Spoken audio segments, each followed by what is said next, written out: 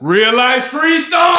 Let's go. Man. We got a Fort Worth legend in the building, man. We got my brother 3G, Third Gate Tamuno in the building, bro. Yes, sir.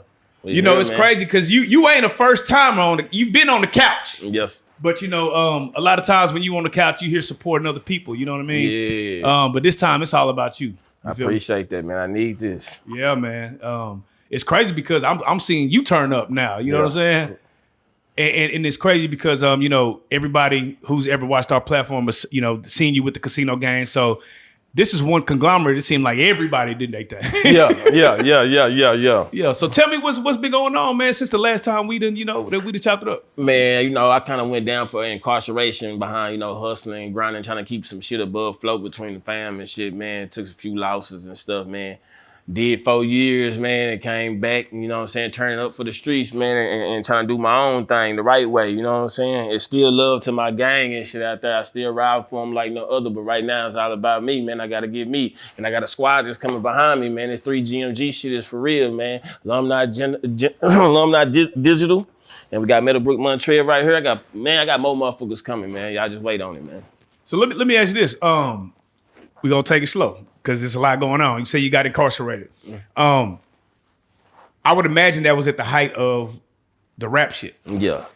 Tell me how it feels to go get incarcerated when y'all's whole team is going up. Man, you know what? That's crazy because it was twice that happened. Because the first time when I had the 3GMG going by myself before we started the casino shit, I was at the height of a career trying to get up there. Like that's when Yayo was doing his thing when he was KO before he came Go Yayo. Right. And I got incarcerated then, you know what I'm saying? And then I came home, CJ, Boo, Low Key, Yayo, they had it popping. Right. I fell in place, trying to, you know what I'm saying, play that part. Trying to put behind whatever I could and make sure we can stand strong. And then when it started getting to that height and shit again, life took me right back down again, man. 4 years I was gone and missed the action and all the bullshit, man. Crazy.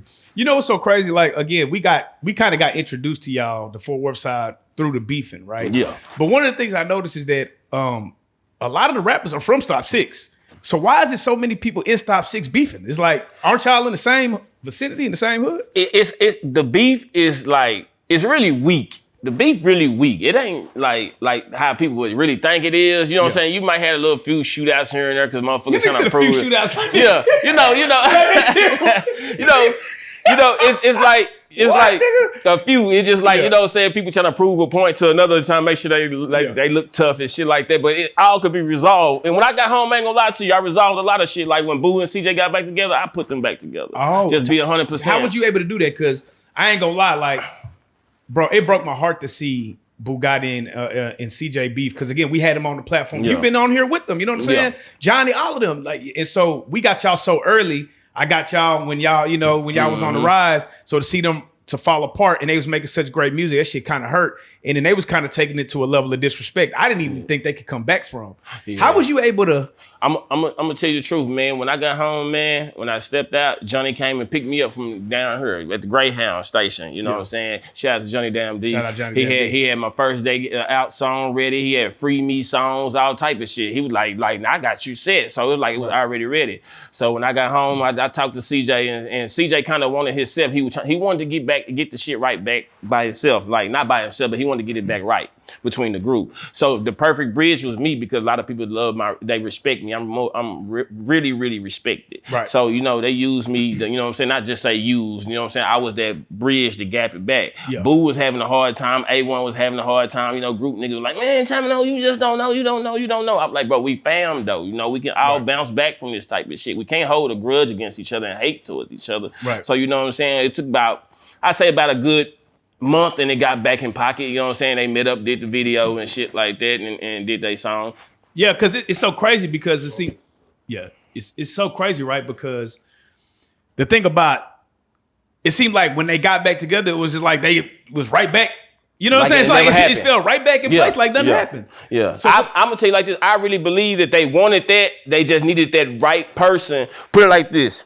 They needed that right person that no one can really say nothing to about what's going on. They know if everybody knows if I'm doing it, it's for the right cause. It's righteous. It's not no fuck shit going on, no bullshit, no side hating or nothing like that. So I was the perfect person for that because all the OGs was trying, all the members in the streets was trying. But when I stepped right out them doors and I got on them phones, I was in the halfway house. So I didn't get to see them. I was in the halfway house. And I make them call. We talking every day. Hey, putting Sauce Walk on the phone. He talking, telling me, hey, yeah, Tamuno right. We back and forth. And then we looked up, hey, man, got right back.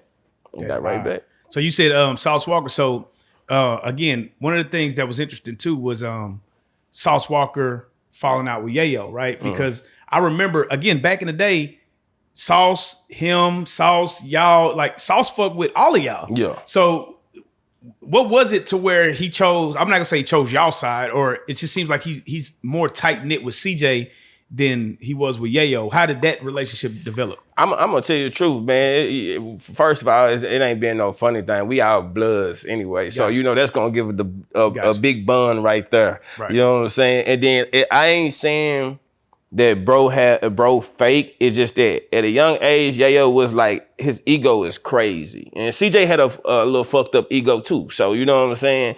But I knew it wasn't gonna work with Yayo because when I first got out of the penitentiary, before the interviewing and all that stuff, when I first got out, I told Boo and CJ off the top, we had a meeting. I said, man, it's not gonna work with him. You know what I'm saying? And they were looking at me, like, man, it's gonna work, man. I fuck with him. And I kept on telling them, hey, it ain't gonna work. And then it backfired. And then when it came down to the point, they were like, man, you were right, man. I said, yeah, it wasn't gonna work. His ego. What was it that you see? Oh, it was just I seen the ego. Gotcha. This is what I seen. I'm on the old law. Right. I seen the young niggas on that old.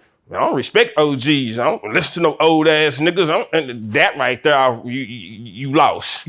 Yeah. That right there, you lost. When you got a mind frame like that, you lost. When you don't listen to the older heads and the old people, man, or the people above you, man, you lost.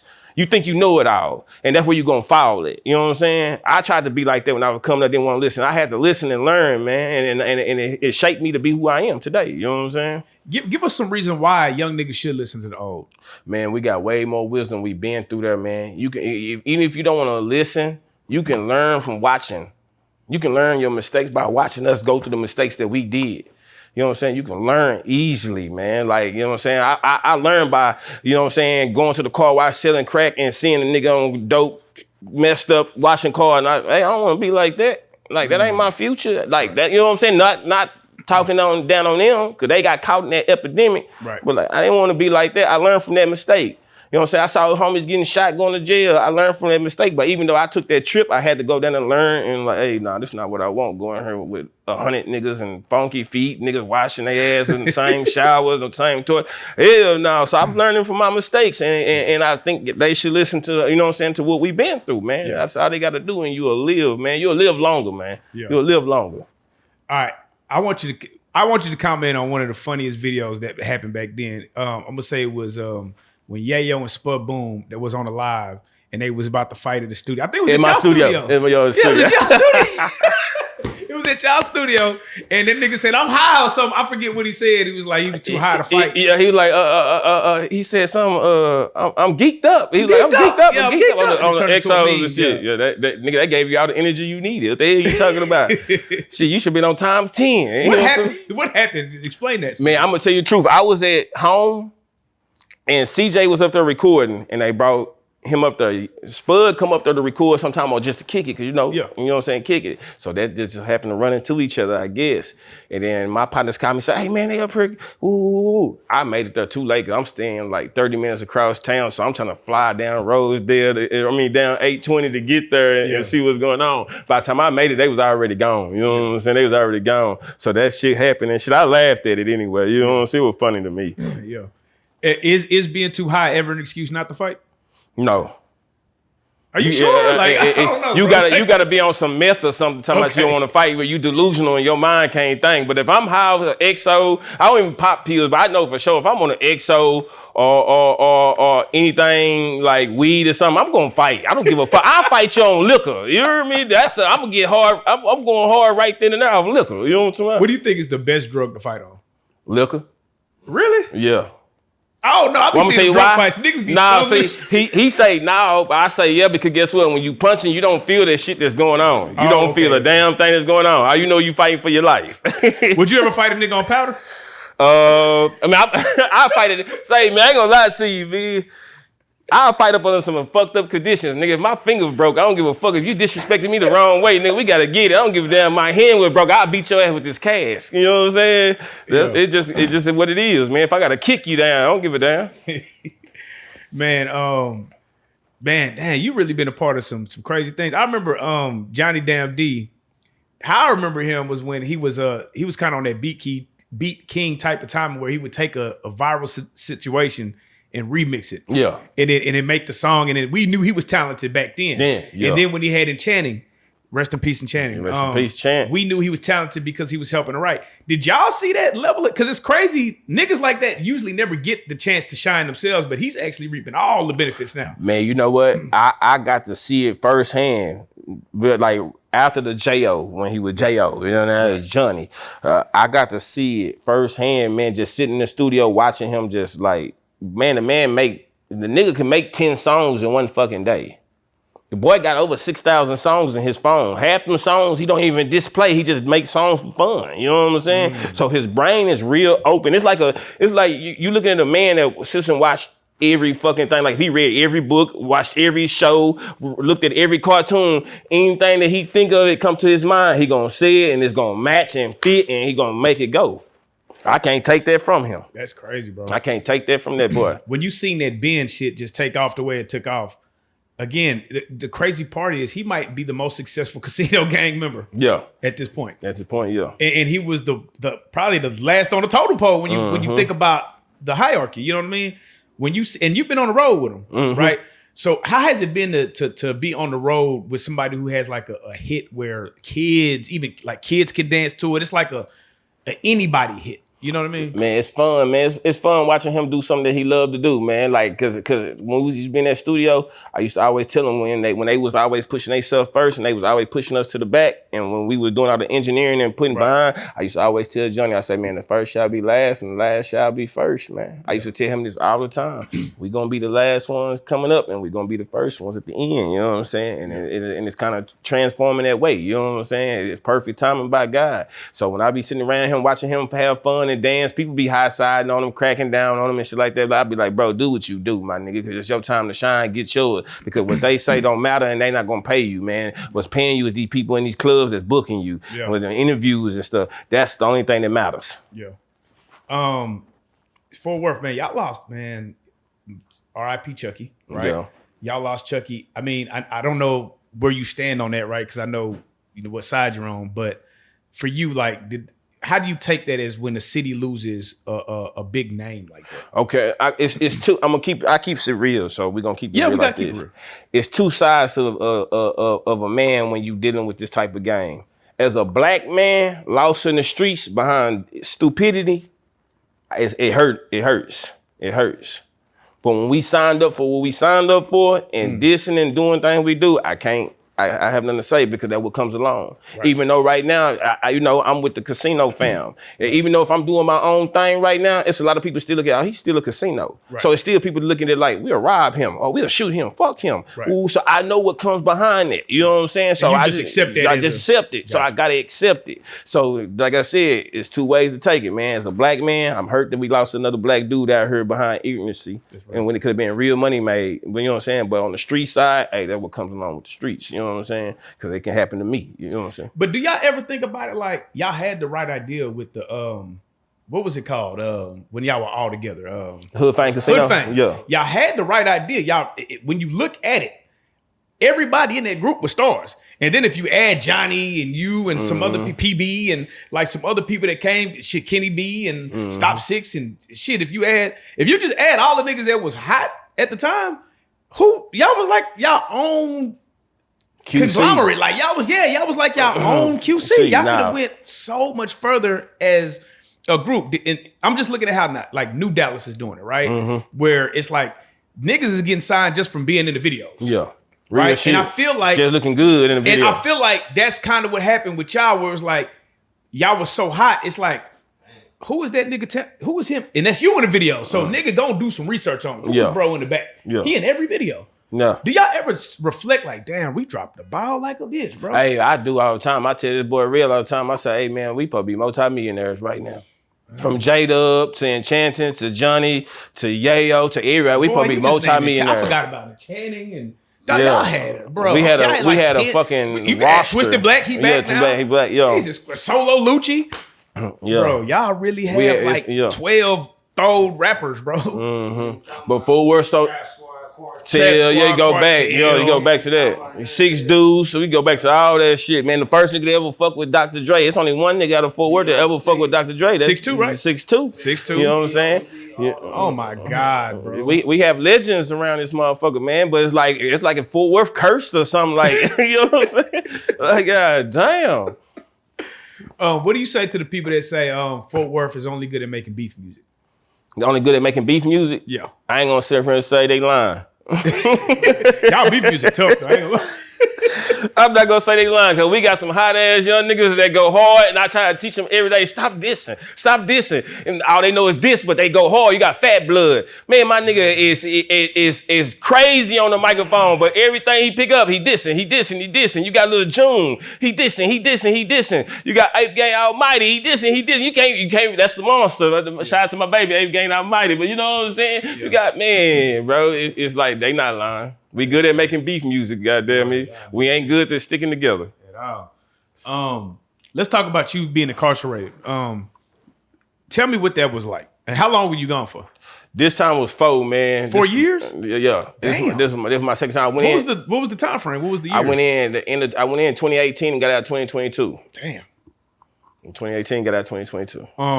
When you went in, like how do you survive in those situations? Man, I got back into some survival skills, man. When picking up that goddamn me, them stamps and getting that kitchen, selling that food, goddamn me. You know what I'm saying? I had a little bread on my books and shit like that. You know, I ain't gonna lie to you, I went kind of downhill. But my name rang for money, so I don't give a damn where I'm at. You can put me in the jungle, I'm gonna make some money. Right. Hey, you can put me in the jail, I'm gonna make some money. I don't give a damn where you drop me off at, I'm gonna get it. Cause my name stand for money. Right. So getting in there, man, I had to like tap in with the homies, you know, get back in the politicking and shit like that and stuff, and then, you know what I'm saying, get back to running shit, you know what I'm saying? But this time, I ain't gonna lie to you, the young dog, Dave, Almighty was locked up with me. We both went down together. Mm-hmm. So, you know, I let him get the feel of it because I seen a young man anxious to see what the penitentiary was like. Cause all the stories you hear about niggas fighting and stuff, this little nigga went off in there looking for the action. He went looking like if this was a playground for him, like he's going to fight land or something. Like he's like, oh yeah, I'm gonna go in here with gladiators. And he went off in there as a gladiator. Damn. As a gladiator. Like the first day we got in there, I couldn't even put my mat down good enough. When I put my mat down trying to phone, hey, Tamuno, I gotta fight. I look up like, what the fuck? He already in the corner, get ready to scratch the door. I'm like, damn, this is how he's acting in here. Yeah. Like, he's ready. I'm talking about walking around, disrespecting whatever and everything. And I'm telling him, hey, bro, you can't do it like that. You know what I'm saying? We get stabbed and poked up in here like that. He don't give a damn, though. Let me ask you this. Because I hear a lot of people that go into prison jail, they say, man, you kind of do got to fight out the gate so that they know not to play with you. Is that a real thing? I mean, in some 90s shit, this here's some safe prison ass shit. Unless you go into a real rock and roll ass unit that's really rocking like that, they really want to check you in. I've been down twice. So when I went in, it's like everybody already knew who I was because I used to take care of so many people in the penitentiary when we was young, like all the homies that went to jail before me and shit like that. I used to always send in pictures, cards and everything. So everybody already knew who I was in the penitentiary. So as soon as I stepped in that bitch, they Tamuno, yeah, man, you a real nigga, man. All the pictures you sending to the homies, I was sending cards and pictures to people that was from Stop Cities that I didn't even fuck with. They didn't even know like that. Just because you were from the neighborhood and I knew that you probably thought you might have needed some help, I was on that. So let me ask you this. All right, let's talk about being a real nigga. What does that consist of? Like, what is that to you? Like, how can somebody be a real nigga in your eyes? I'm gonna put it like this. Ain't no such thing as a real nigga. You only can keep it real at what you do. Cause everybody, it's somebody like everybody lies. Everybody, you know what I'm saying, do something different. So you know what I'm saying? Like I might keep it like Montreal, my boy. I keep it real with him and real all the time. But I might lie to my bitch. That ain't real. You know what I'm saying? Right. That's not real. Right. You know what I'm saying? That's not real. So ain't no such thing as 100%. The only thing is 100% is God. And geez, that's the only 100% you can get. What's the highest percentage you think a nigga can get to? Man, our generation, I done seen some. Our generation, when I'm coming up, I can give a nigga like to 90%. But this generation, after what I've been discovering and seeing, motherfucker only got 50% around this motherfucker. 50%, God. 50%. Damn. So, all right. So let me ask you this: what is like the realest shit a nigga can do for a nigga that's in jail? In jail? Yeah. Make sure you look out for him, man, and take care of his kids if he can't be there to help take care of his kids, man. If he ain't making no money in jail, because you got people who make money in jail that's able to afford to send money home to take care of their kids, man. Yeah. If you got a homeboy that's locked up that's doing major time, he got kids out there, the realest thing you can do is, man, make sure that man kids straight. That's what's up. That's what's up. So, you said you was looking out for people that you didn't even know from Stop 6, right? Yeah. If somebody did that for you, how would you take it? Man, that would be a blessing to me, man. That warmed my heart up, man. That'll warm my heart, man. Cause I ain't really never had like when I was down there, like I ain't gonna lie, I only had like probably like and the respect I got, I probably only had like about 5 or 6 people that were actually like keeping up in contact with me. You know what I'm saying? And all the shit that I done did for my neighborhood, man. I'm talking about I done did more shit for my neighborhood than down there anybody. You know what I'm saying? And not in a big way. Like I ain't never had no millions or nothing, but I'm talking about I used to put on people that like they're from Stop 6 that I barely knew, didn't even fuck with, just because they knew my heart was like that. People came and reached out to me just to see if they can get help. Even if they was on some fuck shit, they still received some help from me, because you got to give everybody a chance. Because I give you a chance and I see you fuck up, I know not to fuck with you like that again. Yeah. But guess what? I did that though. You can't say I'm a fake one. So let me ask you this. Again, we've been seeing you around here for years, right? Mm-hmm. But you always play like team player. Yeah. What's in you to where you never felt like you had to jump in front and be the man? You know what I'm saying? You were able to just be attached to a group, contribute, do your thing, but not try to outshine nobody. What was that? Man, that right there, it's just a mind state that I always had as a child, man. I always put people before me. That's been my biggest problem, man. I always put the people around me before me. And the only reason why I think I did that, because I have a drive in me that won't stop. So I know no matter what, at the end of the day, I'm not gonna never fall down or lose anything, because I know me and I know I can go get it. So for me to help the next man and push them in front of me and watch them shine, I'm part of your history. And I'm a part of your history that makes me feel good. A motherfucker can never take that satisfaction from me. You know what I'm saying? So that makes me feel good on the inside that I know I was part of your history, part of your legacy of what's going on. Even if you don't give me my respect or my flowers, we know the truth though. Right. We know the truth. Right. So, you know, now we 3G Tamuno. Yeah. Yeah. So tell me about stepping, I don't want to say stepping away from Kasino, but just actually putting effort into yourself. What was the reason behind that? The reason behind that was, man, I'm gonna tell you the truth, man, and like, you know, I'm gonna talk about it, because you know what I'm saying, still free Bugatti and all the rest stuff, man. Yeah. It happened like this, man. When I came home, and I never got to explain it. When I had put them back together, man, a little bullshit had occurred. When Johnny had my first day out ready, he had my first day out song ready. He had his verse on already. You know what I'm saying? So I put my verse down. And then we got Boo to put his verse down, and then CJ put his verse down. So, you know, they was all like, yeah, we gonna shoot your first day out. You know what I'm saying? So I was looking at we finna get back strong. So this just being real. When they got back together, hey man, them niggas ran off to Houston and did their video together, and then he went to jail and he went his way. And they forgot about me. So when I looked at that right there, I was like, man, fuck this shit. I'm finna do me. And then on top of that, I ain't gonna lie to you, when I was in the county jail, and I was sitting in that county jail, people used to walk up to me and be like, hey man, why the fuck is you behind like that? And the shit that you done for the fam and the shit that you do for the streets, why is you behind? Like, why is they not looking out for you? Why is they not helping you out? Why is they not sharing you? And then I used to have all type of people from Crips to Blood saying, hey man, Tamuno, if you don't get out and get on their ass and stomp down on them, nigga, shit, nigga, I don't know what to say. We ain't gonna, like, nigga, you losing respect out here. You know what I'm saying? Like, you a man. And I bypassed it. I looked over there because this is my fam, because only they matter. You know what I'm saying? I mean, my people matter who respect me and listen to me. They matter too. But you know what I'm saying? But when they said that to me and I got out of jail and I put them together, and then When we posted, they did my first day out. They didn't do my first day out at all, man.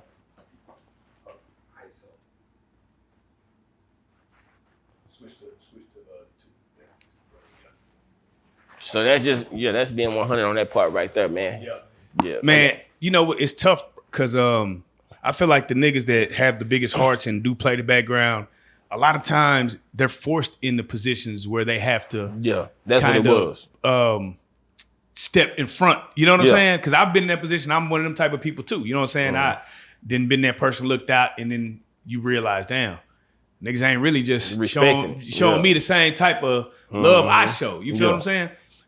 First, let's talk about the hurt that comes from that, because that is hurtful, bro. When it's like, damn, nigga, like, I done did X, Y, Z. It's like, damn, like, you would imagine, because if you was in that same position, you did it for niggas that you ain't even know from South Texas. So I would imagine you would do it for the homies. You know what I'm saying? Real shit. So that's gotta like, what does that do to you internally as far as like mentally? Man, mentally, I ain't gonna lie to you, that fucked me up, man. Cause like it hurt me when I came home and I had to get on the internet just to talk down and throw slugs at them and directing at them. I ain't just throwing slugs, I'm directing at them. And they see it coming, they see me, nigga, fuck y'all. I'm saying all type of crazy shit. Like, you know what I'm saying? Really ready if y'all wanna fight behind, I'm gonna squabble y'all, beat you up about it, whatever. That's what my mind frame was at. And it hurt me because some fact is, man, cause it's probably bigger love, because I threw myself out every time. Like, man, I'm in the clubs every day with Kasino fits in front of the ops and all that shit. They don't want to fuck with me. They not fucking with me or trying to disrespect me. I'm riding behind the cars every time, standing in front line when it's going down.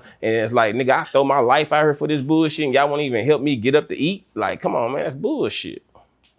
That was bullshit. So let me ask you this. Is it a scenario in which y'all still... Are y'all cool now? Is it still like... I done talked to all of them, man. Like me and CJ and all of us, we done talked. Johnny done called on the phone. We done talked. We all done apologized to each other and stuff like that. But I still told them I got to do my own rap right now. Y'all got to see me shine for myself now. Y'all got to see this. Y'all got to see this one. You know what I'm saying? Yeah. You got to see this. So what is the biggest thing since now that you stepped out? Like I said, you just dropped the tape and you're doing... the tape is doing good. 100,000 plus streams independently. It's crazy, dog. Yeah, I appreciate that. You know what I'm saying? Is this the first tape? Yeah, this is the first tape I've been out. Damn. Okay. And let's give them that tape, because we just did a whole listening session, and for the people on live, we're gonna do it again once we get about this. Hey, but give cashing in, man. Cashing in with a K, man. 3GMG Tamuno. Cashing in with a K. You gonna see it's all go. I'm at the poker table holding my hands on around the chips in the car. Let me know. Cashing in. Give me my money, and y'all go about y'all way. What's the dopest thing now that you're independent? That what are some of the things that you're reaping the benefits from being independent? Man, like the fan base, everybody getting to see my true talent and what I can really do. Cause I ain't gonna lie to you, them niggas used to go around telling people, oh, he rap, oh, he can't rap. That's what my own group was telling people. Damn. My own group members were telling, oh, he rap, I don't like how he rap, I want his old ass. That's how they were doing me. So now y'all get to see, oh, this old rap that y'all talking about wasn't nothing really boom. And like, it's really doing something. Like, it's really shining, which y'all regret. Y'all motherfuckers should be regretting right now. Like, damn, now look at Tamuno. Now he hot. Now look at him. He doing what he doing. Came back out, jury on me, everything that y'all thought I couldn't do. You know what I'm saying? Nah, I can do all that, man. Everything y'all do, I can do, man. It's nothing. It's the same. It's the same, man. Let's talk about some of the songs. My personal favorite song. What's the name of it? Booker T Boy? Booker T Boy. Yeah. First, you had a story about why you named it Booker T Boy. Explain the significance behind Booker T. That's a family street, man. That's my grandmama's street, man. She been on there since 1981, man. And I was the first grandchild in there.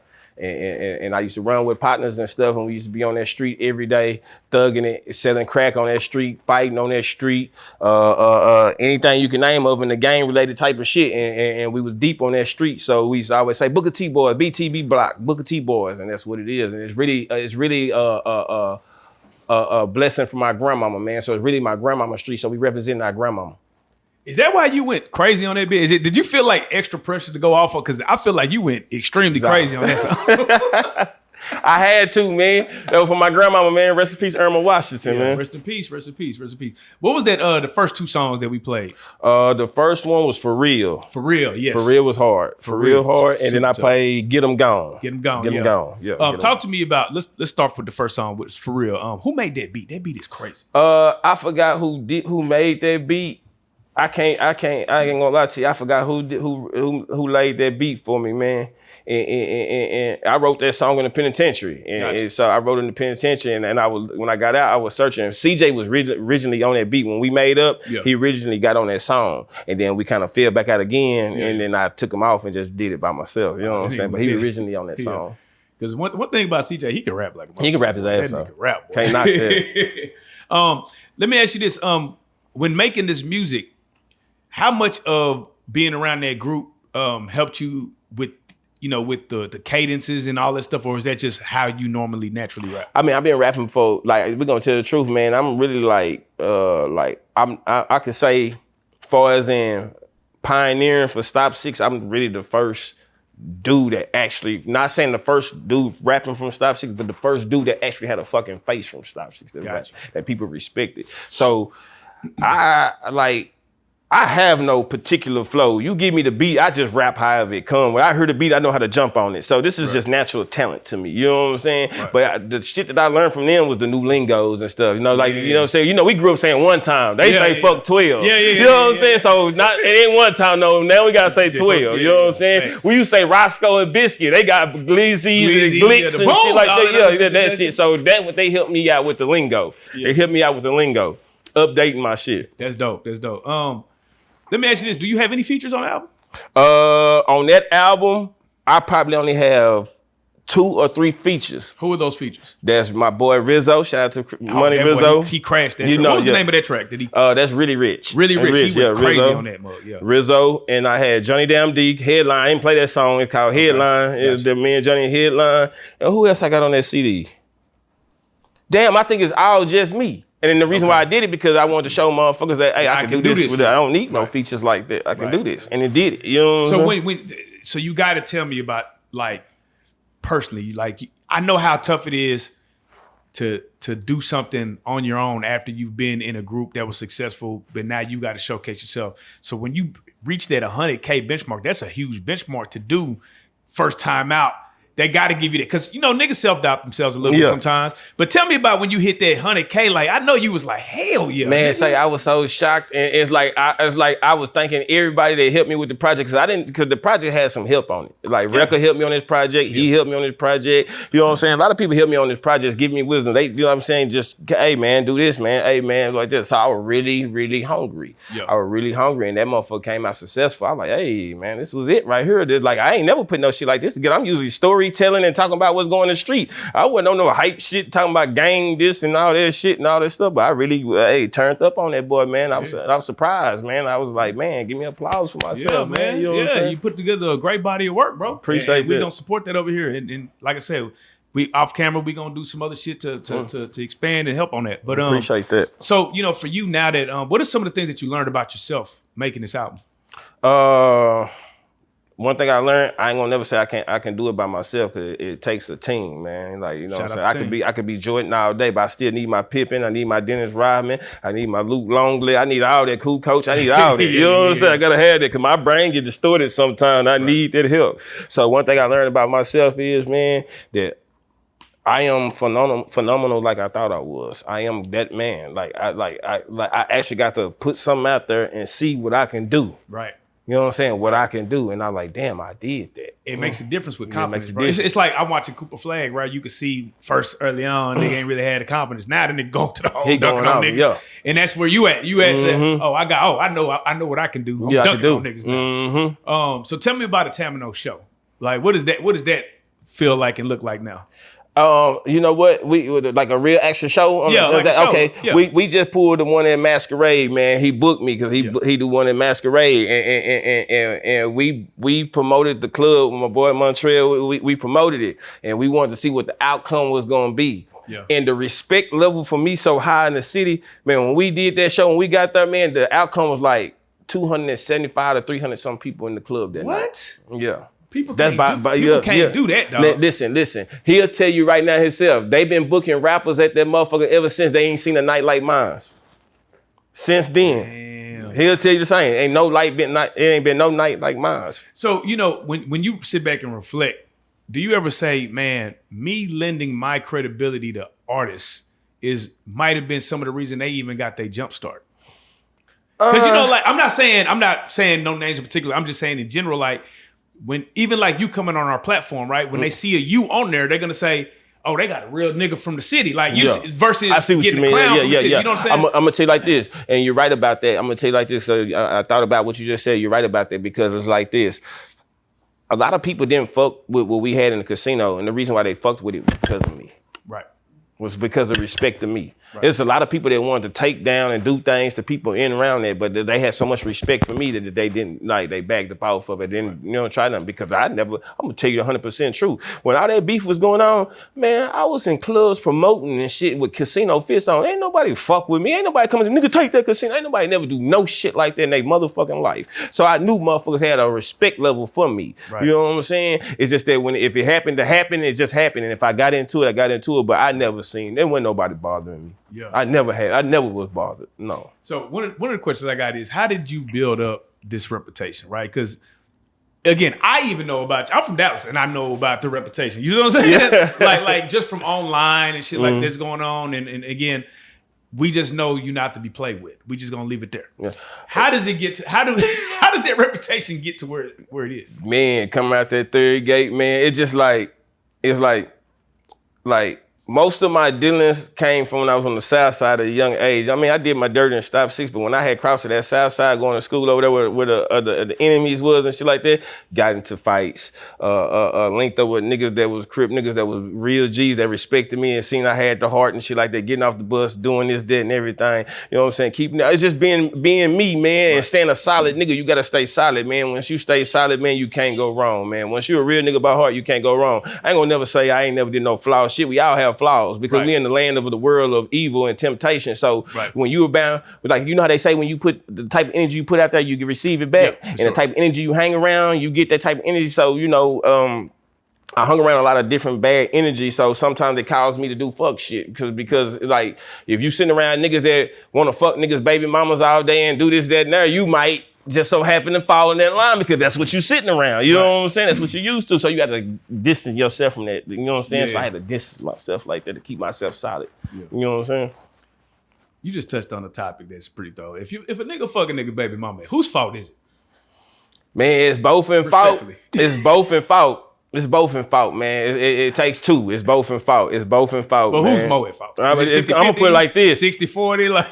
I'm gonna put it like this. The homie, it depends on your relationship with your homie, but I don't think you should even give a damn about the relationship. And we just talk about like pussy that fell in a nigga lap. Like he wasn't because there's two different type of niggas. This a nigga that will actively try to fuck a nigga baby mama, or a nigga that be trying not to. Okay. And then the shit fall in his lap. Okay, if you with a nigga that you know that moves like that and you sit around and hang with a dude like that, then you gotta accept that if it happens to you because you already know how your partner move. And you know you got horny ass homeboys and stuff like that, so you know how it moves, so you can't fault him for that because you already know what type of dude he is. Right. You know what I'm saying? But if this is some sneaky ass shit like that, man, it's on both of them, man. It's on both of them. So you can't kick the nigga away and keep the bitch. You gotta kick the bitch away too. Cause I done seen niggas do that. The nigga will fuck the girl, then they'll kick the nigga away, then keep the bitch. No, you can't do that.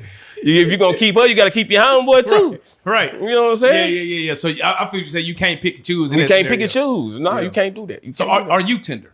I'm gonna tell you the truth.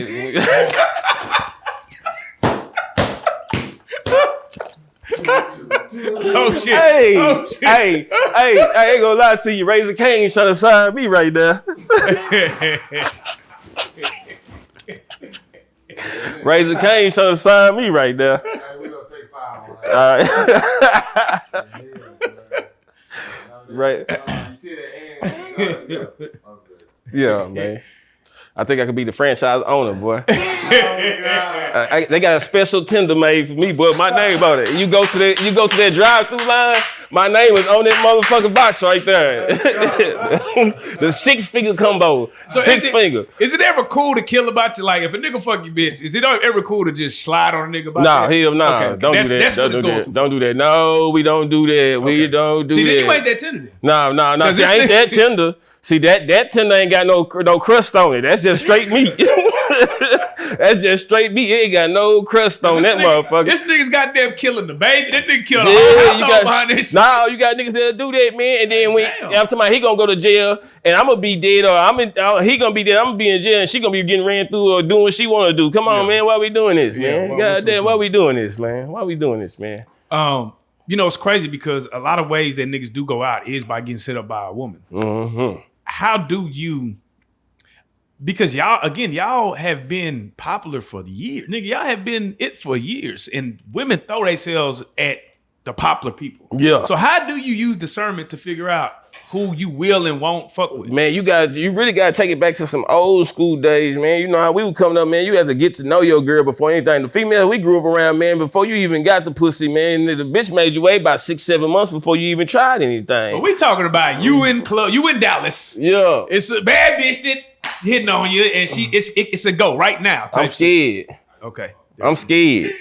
I ain't gonna lie to you, I'm scared. Oh, no, real. I'm scared. I'm scared. I ain't gonna lie to you, I'm scared, man. I'm scared. Yeah. I'm scared, man. Meet me somewhere else.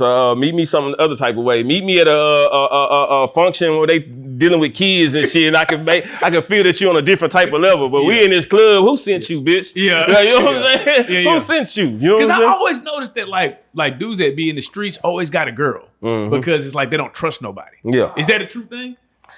It's somewhat. I'm talking about niggas that be like really on that next level bullshit. It seems like they always got they might do some fuck shit on the side, but they do usually have the one they can the home base they can trust. Yeah, right. Yeah. What is that about? Is that truly just about being smart?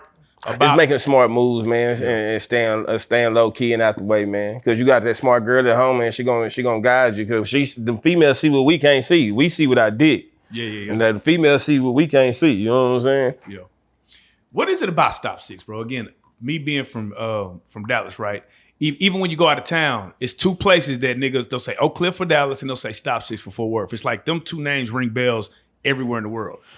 How does Stop 6 gain that particular notoriety? It's like this. You been in Long Beach, California before? Yeah, for sure. So it's like living in Long Beach, California, but you got that one blood neighborhood that sits in there.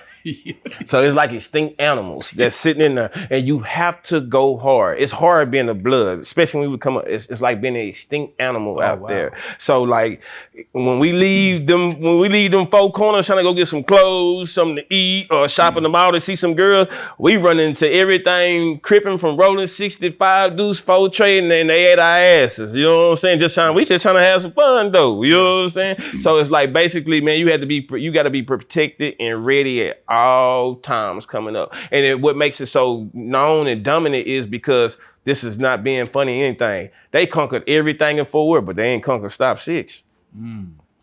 Can't conquer Stop 6. You didn't conquer Stop 6. Stop 6 is predominantly Bloods. We have Stop 6 Crips now, don't get me wrong. But guess what? They don't have no block. Ain't no such thing as Stop 6, 5 Deuce, Cotton Street Crip. No, it's not happening. We have Stop 6 Crips because the reason why you have Stop 6 Crips because Fort Worth was known for cripping back then. There wasn't no Bloods in the early 90s, 89. So everybody thought it was cool to be a Crip. So some of the people that you seen that was putting blue on or trying to be a Crip, some of them older niggas was down their Bloods and stuff like that, but don't mean they was Crips then because they didn't get put down. It was just a Snoop Dogg them brought that cripping down and people thought it was cool to wear blue, so that's what it was. But when my people came through and Evil and Tyranny and them came through and took over and OG Trent did what they did, this Bloods over here, homie. You know what I'm saying? This a Blood neighborhood and they couldn't take over that. And no taking over Stop 6. How do you feel about some of the Fort Worth has some of the biggest influencers when it comes to social media, YouTube. You got Charleston White, you got OG Person. Yeah, that's big boy. I'm talking about like, Shout do y'all as a city embrace that or like? I fuck with Charleston. A lot of people don't, and it's a lot of people that do, but I fuck with Charleston. Yeah. We like how we met, we got into it. You know what I'm talking about? When I had got out the first time in 2022, right? When I got out, we had a meeting over there at my OG Mansion shop, and he was there. I didn't know him for nothing. You know what I'm saying? He was just sitting there listening. He was talking, giving his input, and I was like, damn, this is a smart ass dude. You know what I'm saying? So I'm just listening to him. But he wasn't on that rah-rah shit he was doing. He go to the internet, fuck Bloods and fuck Crips. He wasn't on that. You know what I'm saying? He was there talking and shooting his shit and woo blam. So I tried to talk and speak up. You know, one of my big homies kind of got like, hey, hold on. So he like just not, putting me in my place because I was talking out of term. So you know what I'm saying? So When the next day when I got up, I seen him on the internet. Nigga, fuck you, Snoop ass. Nigga, fuck you, crab ass. And I'm like, damn, what is the same nigga that was sitting there in front of me? He talking like this. So I got on the internet with the talking shit back because that's me. You know what I'm saying? I'm on some like, I'm finna get this nigga. Sometimes he do that to throw you an alley-oop though. Yeah, too. he do. He did. So when he did, he came back and he like, who is this Tamuno Kasino boy? It was nighttime. He was rolling the blunt. He's like, you little po ass nigga. He went to high side on me and everything. I'm like, man, this nigga talking shit. You know what I'm saying? So we went to going back and forth on the internet, but he could tell you the same thing. Right. This is what he didn't know. I'm a dude that pull up anywhere. He was down at the city hall where he was doing his speech in it. I pulled up to that city hall. Oh shit! I pulled up to that city hall. Like here, when I came in that motherfucker, he seen my face and he like, damn, this nigga came in here for real. And we shook hands right there. We talked, got it understood, and he started taking up for me ever since then, man. We've been cool like that, man. That's hard. That's hard. It's funny because I'm in the chat. Shout out Red, and he said real stop 6. When somebody says that means that there's got to be a fake stop 6. So what is it about? What is it that people get misconstrued about stop 6 to make a nigga feel like, nah, this the real one versus whatever else has been put out there? Cause a lot of them niggas really like false flagging and just claiming want to be a part of something because they know it's live, man. A lot of people join this shit for a fashion, man. They not really down for this shit, man. Yeah, they not really down for this shit. It's a fashion. A lot of people want to claim stop 6 because it's so popular. They want to reap the benefits of what goes on in like the females, the hustling and all that shit. They want to be a part of something, looking for protection or something, man. This is something that got to be real, man. When I was coming up, man, if you wasn't really a blood nigga out there or really about that, nigga, the homies gonna make you get your soft ass off the corner. You got to get off this corner, homie, because if these niggas come through here spraying, nigga, we not saving you, nigga. You know what I'm saying? Like, you nobody, but now niggas want to join because you got a bag and he get a bag. He want to get a hustle on too because he see you hustling, got the females and shit. Now he want to bring his old snitch ass through and one thing he can join and do the same thing. And then when it go down, here you go tell on every goddamn body in the group. You know what I'm saying? And the people accepting it now because guess what? Because he got a bag. Now these days you got home niggas accepting it. Oh, he got money. Oh, that's my partner. I don't care what you talking about. That's my partner. Man, this nigga gonna tell on everybody. At the end of the day, he not stiff. Just because he got a bag don't mean he's stiff. Take it from him and send him about his way. Take his bag and send him about his way. Damn. So let me ask you this. Like, let's talk about that. It's a lot of street shit going on YouTube now, right? From people trying to solve crimes. Crazy. People. All right, let's start there. We have YouTube channels that literally will take a situation and try to solve the crime. Is that snitching? That's very much snitching. Very much snitching. That's top tier snitching. What is you trying to solve my crime for on the internet? You're a snitching. Why is you telling them? Why is you trying to figure out what I got going on? You way in New York or you way in the Mississippi. Why are you trying to figure out what's going on down here? Nigga, solve the shit that's going on down there. Don't. What you looking at? What you trying to figure me out for? So if Trap, and I want you to keep it real. If Trap Lil Ross, because everybody fuck with Trap Lil Ross documentaries. If that nigga dropped the Tamuno documentary, was like Tamuno got 8 bodies, and we go through there and he start putting shit together. I ain't gonna lie to you. If I ran into that man, he gonna have every print of these rings on his fucking head. Oh my mama. I catch a nigga. Listen, I run into any blogger that's trying to solve some shit about me and put it on the internet. When if I run into him, he better make sure he have his best bodyguards with him. He better make sure, cause I ain't doing no talking. He gonna meet these rings, man. He gonna get. Because I feel like in some ways, certain people actually use that as clout. Like, yeah, because it's almost like they want to say it without saying it. Like, yeah, and nigga low key. That's what you're looking for, clout. But right. you trying to send me to jail by getting your clout. So you risking my life for you to get some clout. Like you helping the police solve some shit. They get on it because you do have a special task force team that get on the internet and watch everything and pay attention to what's going on, so they can put pieces of puzzles together. And you one of the ones that's helping them get the puzzle put together. Come on, man. Go Yayo. How do you feel about Go Yayo? We just recently squashed our beef. What? Yeah, we ran into each other at the club. I ran into him, man. I was going to the club one night at Temptations in Arlington, man. You know what I'm saying? By myself. You know what I'm saying? I wasn't thinking about no beef shit or nothing like that or getting at nobody. I was just going up there to have some fun. I ran into one of my partners, my crib partners out there, and I forgot my money. And then I was like, hey, man, get some money out for you get in the club. He's like, I got you get in for free. And then as soon as I walked in the club, he said he seen me coming, so he was prepared. You know what I'm saying? So when I came in we gave the money, and as soon as I turned around, we right there face to face. We like, hey, let's go and squabble. That's how it was. Like, what's up, nigga? Let's go. Then we around. When we both post up, I see he got niggas. I'm by myself. He got niggas in there. And I'm like, oh, so in my head, like, yeah, I'm out of luck. Yeah. I'm outnumbered. So, you know what I'm saying? So I left it where it was at. I ain't gonna say he wasn't scared. I wasn't scared, but he had people with him though. You know what I'm saying? Yeah. So I ended up getting put out the club and shit and left and end up leaving and stuff. But far as in, I don't hate the guy. I just hate his ego. The mindset, you know what I'm saying? The mindset, how they act and how they run around. Cause right now I'm on a peace movement, man. I got a program. It's not my program. I got a Rodney McIntosh that's above me, my boss. We work with a program stopping the gang violence in Fort Worth, the gun violence and everything. So I try to reduce the crime that's going on in the city. But you got people like them that still trying to crank it up and I don't like it. You know what I'm saying? So that was my personal problem with him. My personal problem was like, this is not about Crip. This is not about blood. This is about you as a man that I don't like what the fuck you doing. You know what I'm saying? You sending young niggas up the river, having them crash out and they losing their life, and you niggas can't take care of these niggas or help them or do whatever. I don't know what he doing with them. I'm just saying that's what goes on. Niggas are crashing people out. You ain't putting no money on their books, not no lawyers, nothing. These niggas going straight to trial and getting blam life and everything. And how you getting on the song to my free my nigga, man, fuck that. Fuck, what you mean free him? That man lost his whole motherfucking life behind you. All you got to say is free him? Yeah, because you know the crazy part about it is you were the quote unquote crash dummy that would be the person doing it. So you're speaking from that perspective, that point of view, where they don't understand that when they go and do some of these things, they're putting y'all's lives at stake. Mm-hmm. So tell me about that a scenario where you're having to protect home base, but the artists ain't even nowhere to be found, or maybe put up somewhere. Like, do they put the people in those positions a lot? Man, hell yeah, I ain't gonna lie to you, man. I've been in positions like that a lot. I be in the club and the enemies will walk in, and then the first thing they'll do is call my phone. Bro, I heard such and there. Get at him. You ain't even here. You want me to go get him. You want me to go get him. You calling me from across 30 minutes across town because you heard this man walking in the same club, telling me to get at him. So you trying to make me a crash out, and then if I go to jail, I ain't for get no, you not for to bum me out, you not for to do nothing. You're not for to do nothing. How you gonna say free me? Do y'all ever put that, but just to play devil's advocate, do y'all ever take accountability and say, damn, we let a nigga really fool us just cause they have the paper or just cause they got the clout? Cause they're sending y'all on the mission, but it's like, y'all are the ones that got the credibility. Mm-hmm. So do y'all ever sit back and take accountability like, man, that's on me, bro. I shouldn't even.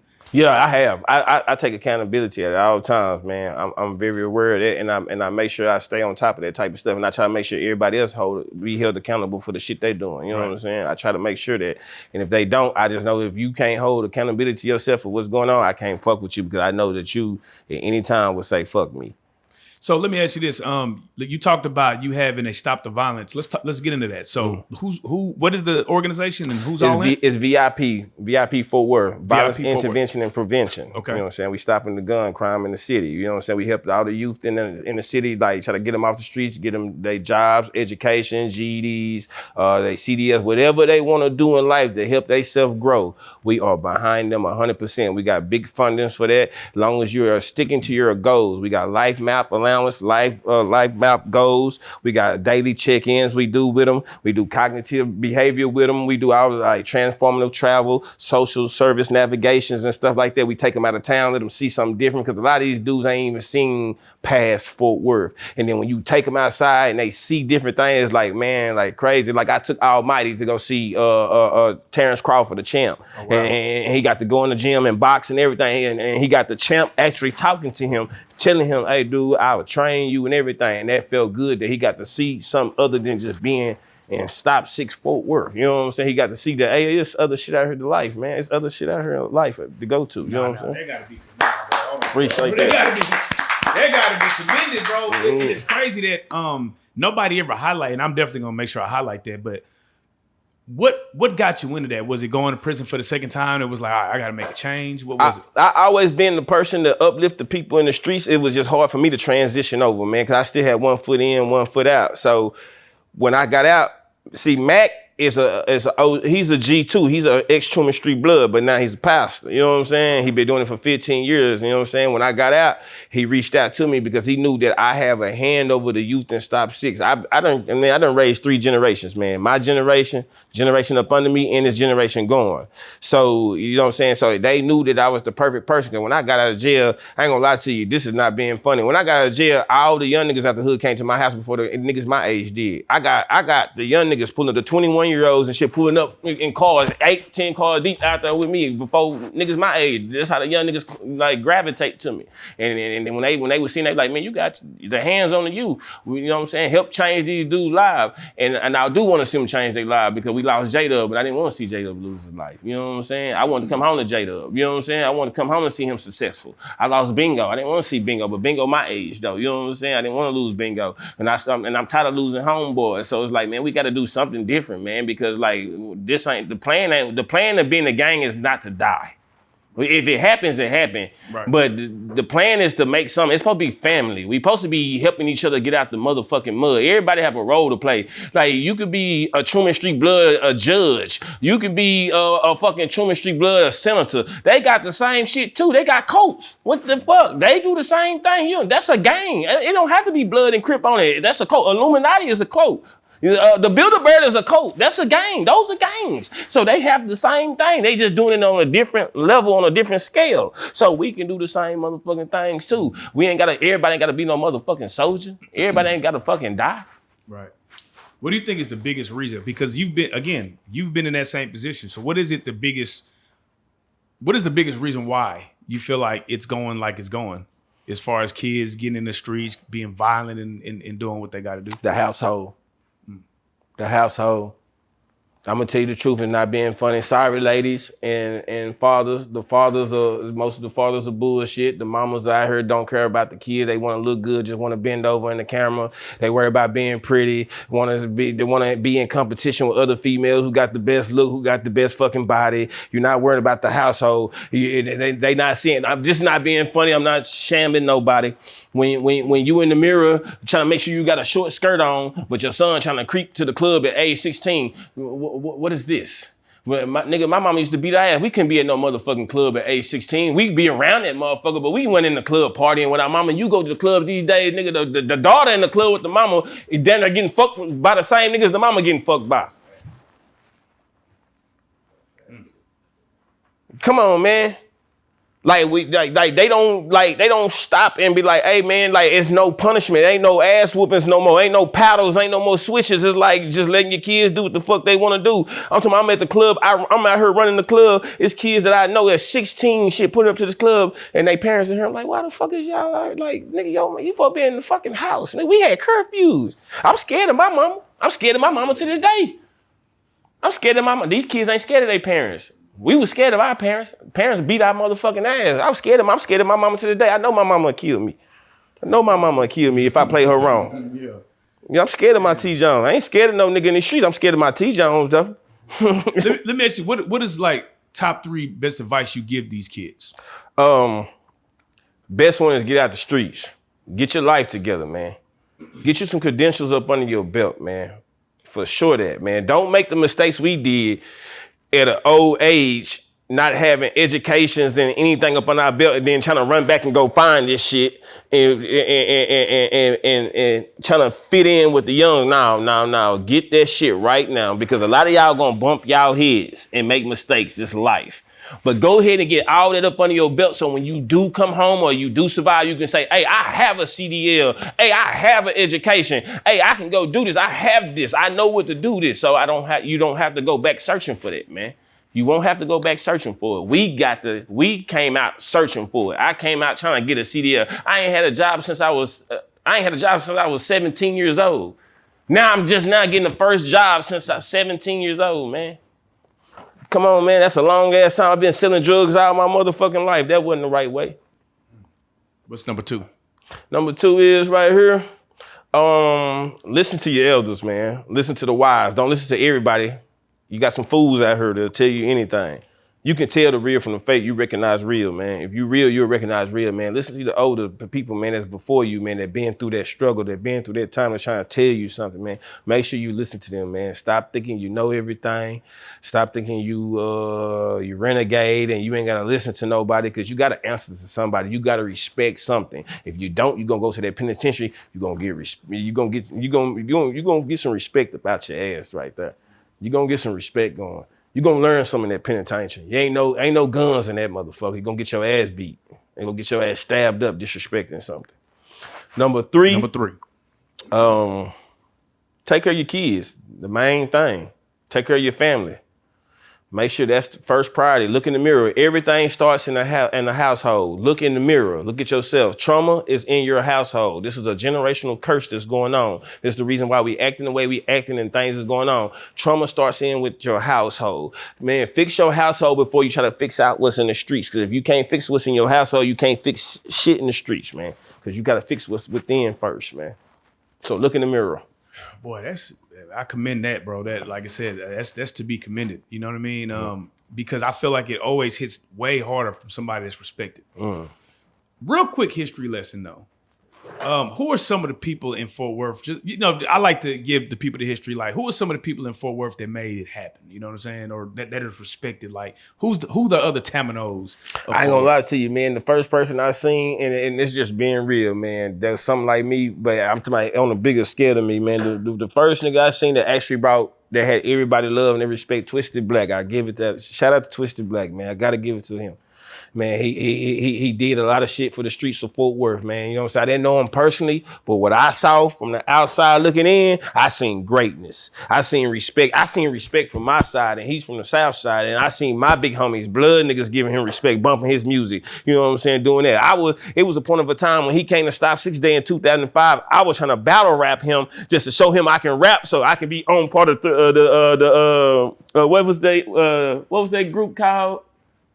The label, 3R Entertainment. 3R, yeah, 3R Entertainment. That's what I was trying to be a part of that, like real shit, because I respected that man so much, man. That's what's up. That's tough. He's one. My OG Trent, and got to give it to him because he's the founder. He laid the foundation for us, man. He got out and wrote his book, speaking that positive stuff. My big homie Manchi. We got some ones out there. My big homie Beanie Boy, but my OG personally that put me down and gave me the game is Vidal Evil Keith, man. Shout out to him, man. Free my nigga right now. He in jail, man, but free him. Shout out them boys, man. We definitely got to put that together.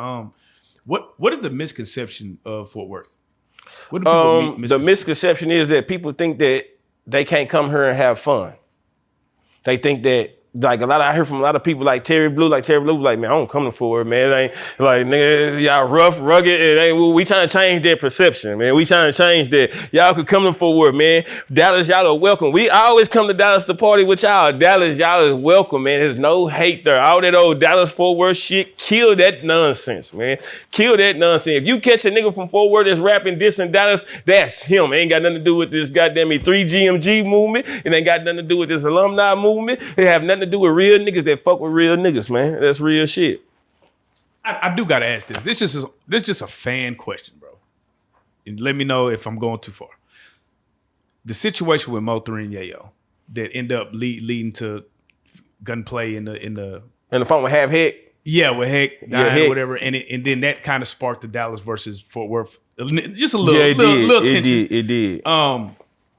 Were you there for that situation? No, but I got the scoop though, because my partner was there, and and my partner said that, Yayo lied and tried to say that MO3 said fuck Fort Worth. And my right mind is, I know damn well nigga ain't pulling up in Fort Worth just say fuck Fort Worth. Like, that's like me putting up in Dallas to cash cow, and I just get out and say fuck Dallas, Texas, nigga. Right. And not knowing that I'm finna get my ass toe up out this motherfucker. Right. Come on, man. I don't know. So I got a few questions from that. Number one, so it wasn't, because a lot of, from our side in Dallas, like they were saying setup, right? That's what it sounded like, right? So that was not a setup. It was just somebody that went rogue. Yeah, because the Davis Street Crip niggas it was the one that helped him get out the door. Got you. The Crips was the one that helped MO3 get out the door. They was trying to protect him, make sure he was good getting out the door. Got you. But from my understanding, Heck came after that. Somebody said he shot at them, and some people say he just shot in the air. You know what I'm saying? He was sticking up for Yayo. You know what I'm saying? Which what a Fort Worth nigga would do. You know what I'm saying? I ain't blaming him for that. But if we all had the wrong understanding, the wrong message, and it wasn't that, man, everybody should have took their time and talked to 3 before that even happened. Right. Like ain't no way here I'm gonna believe you said fuck Fort Worth right here with us. I come say, man, you saying that? I'm gonna add like, and then get the, I don't know, he didn't say that shit, man. Y'all was tripping. You know what I'm saying? Let that shit go. But so it happened that way, man. So, you know, long live 3, man. So what was the fallout in Fort Worth from that situation? Did anybody put blame on Yayo? Was it just like, we just riding with the city? What was the... Man, you know, everybody blame Yayo for every goddamn thing, man. I ain't gonna sit here like, everybody blame Yayo for every goddamn thing. I'm not gonna blame him for every motherfucking thing. He have his moments and shit like that, but I'm not gonna blame him for every goddamn thing. No, I'm not for to blame him for all that, man. I can't sit and say that. You know what I'm saying? I can't do that one. Yeah. So Dallas, Fort Worth, that isn't a thing, right? No, that's a myth. Got you. That's bullshit. Unless they trying to do some penitentiary shit or some shit like that. Leave that shit in the penitentiary. We not in the penitentiary. We in the free world, man. We eating real food in here, man. It's not noodles and chips and shebangs, man. We ain't fighting over who got the best dress style and haircuts and who made this first. We not doing that. Not here. Yeah. Well, talk to me. What is it about the pen? What Dallas and Fort Worth and the pen? They be linked up, or they you really do, but we really stick together. But I'm not going. It's not being funny, man. Yeah. The biggest people that you have problem with is H-Town people, man. H-Town is really? the people you say they do the biggest city plexing there is. They do the biggest city. I have homeboys from the H that I fuck with, but they do it, and it don't be on some it don't be on some like cause they hate you shit. It's just them cause they pride, the money, the balling. Yeah. You supposed to feel superior where you from. Like I'm from Fort Worth. I feel Fort Worth is way superior. Right. But I'm not here to shit on you, make you like you ain't shit. You know what I'm saying? They ain't doing it like, but that's how they be. Cause you'll be off in there, they be like, yeah, shout out to Baytown. Goddamn me fat dude. They be there going down through there, and then they'll say something, and then they don't never mention Fort Worth or nothing like that. They be like, God damn, we all in Texas. You ain't gonna say Fort Worth either. You not gonna say Fort Worth too? Do y'all feel a way with, you know, like let's say Johnny or one of y'all get hot, they always say, hey man, from Dallas. Do y'all feel a way when they just totally we you know, we done had that problem. They be like, man, he from Dallas. I be like, man, we from Fort Worth. You know, stop doing that. But you know what I'm saying? But he put on like he from Dallas though, so you know we gotta accept that. He put on like he from Dallas. He put on for both, so shout out to Johnny for that, man. Shout out to Johnny for that. He put on for both. For sure. You, Tamuno, new music. So we got the album right now that's called Cash Cow with a K. No, Cashing In. Cashing In. Cashing In with a K. Cashing In with a K.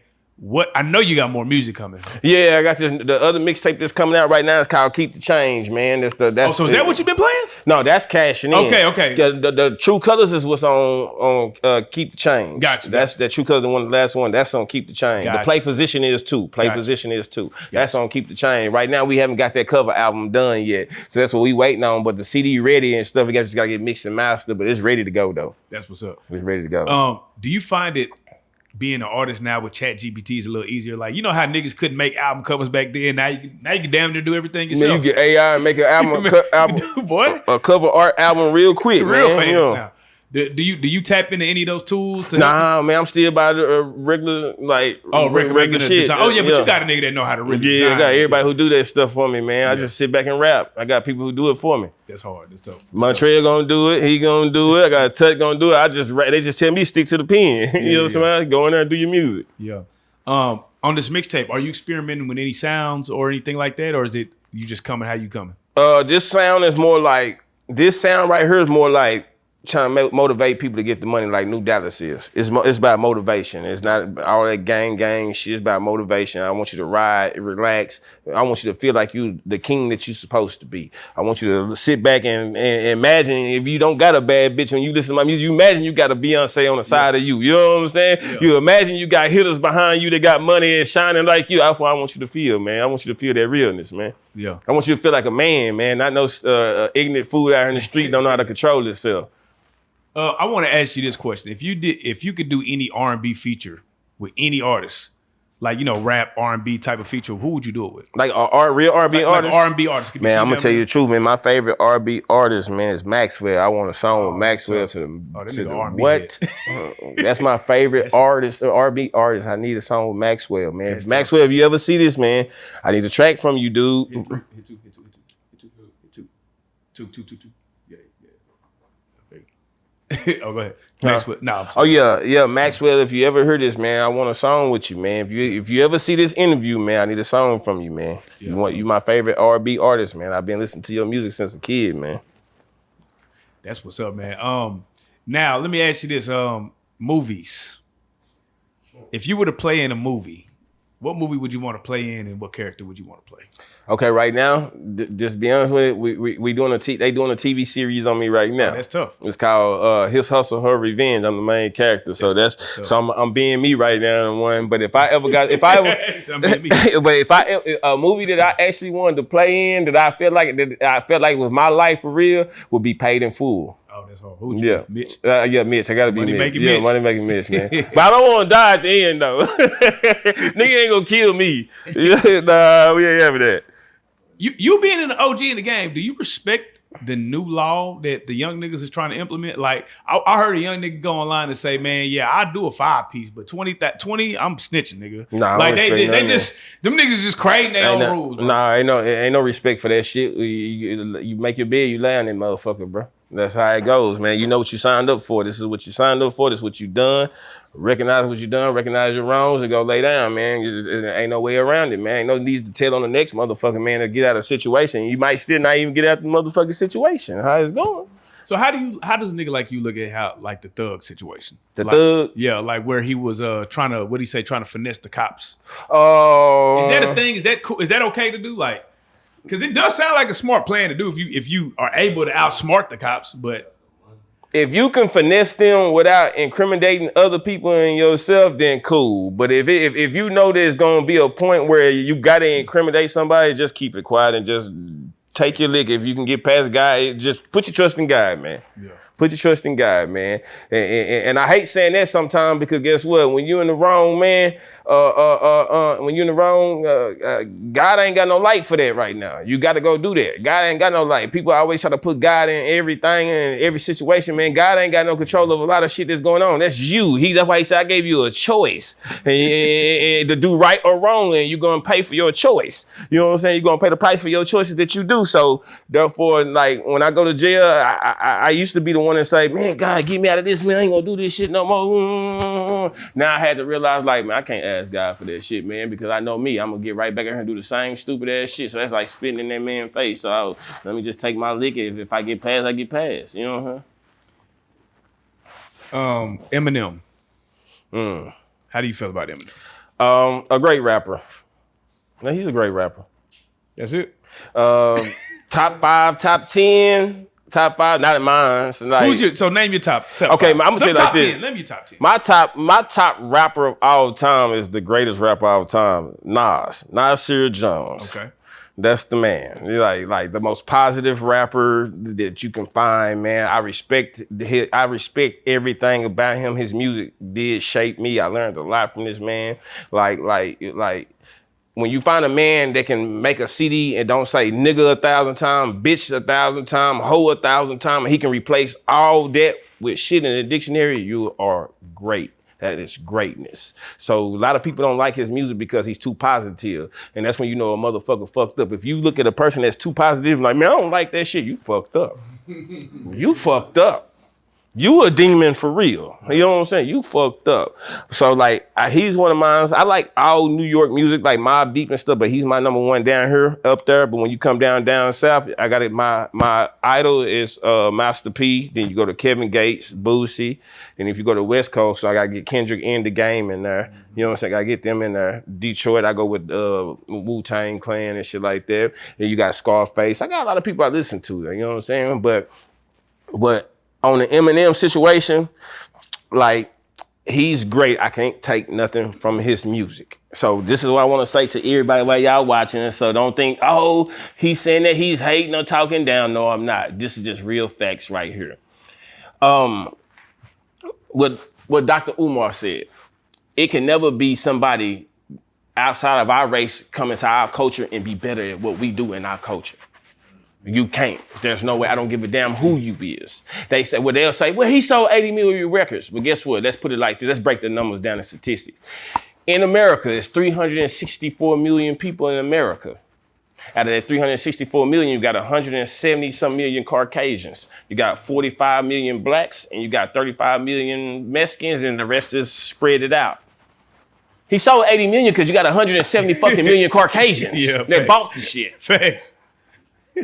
They bought the shit. But now let's be real. You and our culture, so therefore we just gonna be real. This is being real. He got a lot. If we take the Caucasians away and just leave the 45 million black people there in our culture, how many out of that 45 million black people really bought his music? How many? I don't know. That's a good question. Did you own an Eminem CD? I'm not gonna lie. Eminem CD was the first CD I ever bought. That was the first one? Oh my God. So y'all one of the ones. That But how is. many people that you grew up around with in your neighborhood actually had an Eminem CD besides you? A few. A Nah, few. niggas fuck with it. But- But Eminem, when he first came out, niggas No, fuck with listen, Eminem. we not the songs. I'm talking about the actual. I'm talking about the Slim Shady, the CD. Slim Shady. How many people did you used to see walk in the store and buy it? Oh, not the. See, it was the Second It album. was the first album where he had the. That's the Slim Shady LP. Yeah, that one was niggas was on that one. Listen. I'm gonna put it like this. The second album. Yeah, the first and second. Yeah, I'm gonna put it like this. In After Fort, that, niggas got off. yeah, niggas got off. I'm gonna put it like this. In Fort Worth, Texas, we didn't bump no. In my neighborhood, stop CD. It wasn't no Eminem Oh yeah, CD y'all was play. thugging. It wasn't no Eminem CD played. Just like Boosie said in his thing, it wasn't no Eminem played in his neighborhood. Right. Like you might heard a few good songs that you like. When he was on Dr. Dre tracks and did Dr. Dre tracks. But me actually going inside Sam Goodies, y'all remember that? Yeah, I remember. And, all Sam that, and Goody. think I'm for the Nah, I buy got up. my shit off the 10-pack where you remember Yeah, you used to get them. yeah. And my mama was like, "Shit, Yeah. get one." Oh shit. See, now I can't take his music from him, but like Remember that shit? Though they used to get 10 CD for 99 cents. yeah, nah, real shit. That's crazy. But like actually us bumping his, like it had to be certain songs we heard him with Dr. Dre or Yeah. 50 Cent them, but I never actually had a CD of his and actually know like any of his songs like that, just the songs that was on the radio. So therefore, But I was a big Dre fan, so it See, was just like, yeah, so I it got was- it off the strength of like, being a Dre yeah, fan. You know that's what I'm saying. So Snoop he Dogg brought him. and Dre, yeah. So it's like it's just like that, man. Like if you like. I don't think like in the culture of black culture, if this was Africa and we was all in Africa, I don't think too many people bought this music I like feel you on that. that. Like I that's do what feel I'm that. saying. So I feel therefore you have that got him. So that's what made his numbers big like that. Right. But you'll never get nobody. I agree on that though. Now I watch agree. this. It's just like this. Do like we go over there heavy metal and politic and heavy metal? Yeah. No, we don't. So this is what I'm saying right here. You got white boys, everybody Mexicans, say, oh yeah, he go hard. But we know actuality of life when we growing up, white boys think anybody rap go hard. Like he can just be sitting there spitting. But we black as black, we know what goes hard. We're like, well, that shit trash. Because this is our culture. Yeah. We know what's going on. Yeah. You might think it's hard. That's your opinion. Right. But that's why when you see the rap critics, it's always black people up there that's rap critics about it. We not for the sit up here and have this is not being funny. We're not for sit up here and have Jim Carrey, Adam Sandler, all them speaking on black music. We gonna get the fuck out of here. Y'all don't know shit about this. Yeah. That's the same way it would be with them heavy metal. If we go over there trying to politic and heavy metal, they're like, boy, you don't know nothing about this. This is our culture, so you can't. It's no way. Nah, There's for no sure, way. For sure. For you, right? Typically when people go to jail, prison, they either get really religious, they change religions, they get enlightened. Now you coming out of jail, prison, how do you feel about religion, Jesus? You know, are you Christian, Muslim? Like what is Okay, put it like this. I always followed the Muslim faith, the steps, the walk of life, but it was a battle as a kid. But once I became full Muslim, I realized that everybody was Muslim already. You a Muslim, he's a Muslim, she's a Muslim. And people don't understand it. And they be like, what you mean? I ain't no Muslim. Yes, I am. You know what Muslim stand for? It means submit to God. If you submit to God, you're a fucking Muslim. That's what it stands for. Islam, Muslim stand for submit to God. When you say, how you say submit to God? You say Muslim. So you're submitting to God. So it's not a religion at all. It's a brotherhood. Because everybody's allowed together. If you submit to God, that's not a religion. That's a brotherhood. Right. So it's not a religion, it's brotherhood. You know what I'm saying? So therefore, everybody's born Muslim. You know what I'm saying? So you're submitting to God. So if you say, I'm not a Muslim, yeah, you is. You submit to God. You get down on your knees, you pray to him, don't you? So you're a Muslim. That's automatic. So therefore, I fell into religion. I love the discipline of it, the lifestyle they give you and everything. No, we know that everything is not correct in the books and stuff like that, but you're just going off faith and what you believe in. So me, I take the discipline of that book and apply it to my life. But whoever it is out there that made me, thank you. You know what I'm saying? I praise him. Whoever you is, I can't see you. I don't know. Thank you. That's all I can say. Thank you. Before we get out of here, man, is there anything that you want to personally speak on? Not that I can think of, man. I got one more question. Give me something. Yeah. When Spud Boom gets out of jail, will he have a career or not?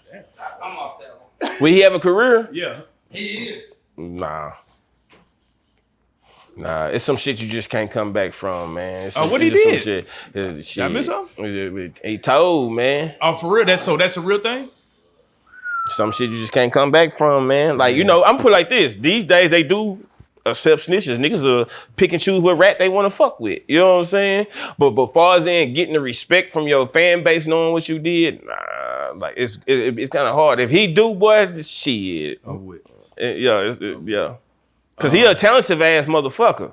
Yeah. That's one thing. I could like I can see if that shit was never happening. Spud wordplay was so good. If we would have gave him more time, he'd have never had that shit. That boy would down there be like a Wayne with the bars. Lil Wayne. He was crazy with his bars. It ain't rap. It's just bars. Cause I remember when they again. I'm going back to when they first popped out. It was really like a Yayo versus Spud. Like niggas was really like split on the fan base. Like it was like, damn, which one go harder? I'm gonna put it like this. Yayo raps better than Spud. But far as lyrically bars, Spud would mash the gas on Yayo on it. Right. Because like this, Wayne can't rap, he just have bars. Right. He just have bars. What he's doing is not rap. There's no substance to it. Right. There's no substance to it. Rap have substance. Right. What he's doing is just playing with his words, showing nigga I can do this and move around. That's what Spud is. I can play my words. You know what I'm saying? Real good. Yayo can rap. What that nigga said? Young nigga died for that granny. Yeah. Like damn. The boy hard. You know what I'm saying? The boy hard. I ain't gonna lie. I used to like Spud, man. Damn. Yeah. Damn, that's crazy. All right, let me see who else out there. Do you like how Fort Worth's being represented? You got New Dallas taking all the way off, right? They're having a second wave. What is it going to take for Fort Worth to get their second win and take off? Man, you gotta quit the hate, man. Fort Worth is doing a lot of hating on each other, man. Like real life shit. As soon as you post something and everything, somebody got something negative to say about you.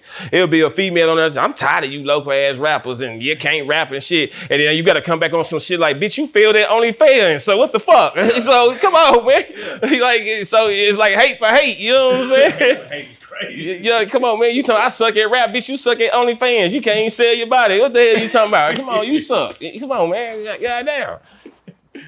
Man, that's what it is, man. For those again that wanted to tap in, that want to hear the album, what is the album again? Cashing In, 3GMG. Look it up, 3GMG Tamuno, Tamuno, cashing in with a K, man. You're gonna see me on the front of it at the poker table, man, holding the cards and the chips, man. You know what I'm saying? Looking like the nigga I'm supposed to be, man. That's what it is, man. There it is, man. And you always welcome back on the couch. You already know Jeff rocking with you. So that means, whatever you got going on, I'm promoting, I'm fucking with it. I appreciate that, man. And we gonna do some mics, we gonna do some shit, man. We gonna keep tapping in and we gonna make sure we push this shit to the forefront. It's 3G Tamuno now, for those that don't know. You know what I'm saying? But this is the best part. 3G Tamuno, you are a real life street star. Hey, I'm in this boy, man. Real life. If that shit ain't real life, It ain't real life. Just ain't real. Real life street star.